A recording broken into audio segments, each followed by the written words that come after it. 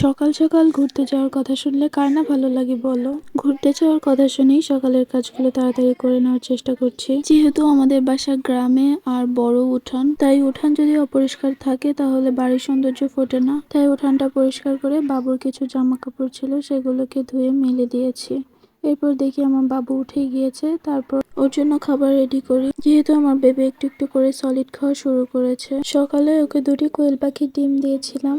তারপর তোমাদের ভাইয়া গতকাল রাতে ঝড়ে পড়া কিছু আম আর লিচু নিয়ে আসছিল, তো সেগুলোকে আমি মরিচের গুঁড়া দিয়ে খাচ্ছিলাম। আর এদিকে লিচুগুলো দেখো কি সুন্দর কালার আসছে, পরিপূর্ণ পাকে নাই কিন্তু তাও বেশ ভালোই ছিল। তারপরে এই ফাঁকে তো আমি ভুলে গেছিলাম, তোমাদের ভাইয়া সকালে বলেছিল আমাকে ঘুরতে নিয়ে যাবে। আমাকে ঘুরতে নিয়ে যাওয়ার কথা বলে দেখি সে তো মহা ঘুমোচ্ছে। তারপর তাকে অনেক ডাকাডাকির পর উঠে রেডি করি। আজকের মতো এই পর্যন্তই। আর কারা কারা ঘুরতে যাওয়ার ভিডিওটি দেখতে চাও অবশ্যই কমেন্ট বক্সে জানাবে। আল্লাহ হাফেজ।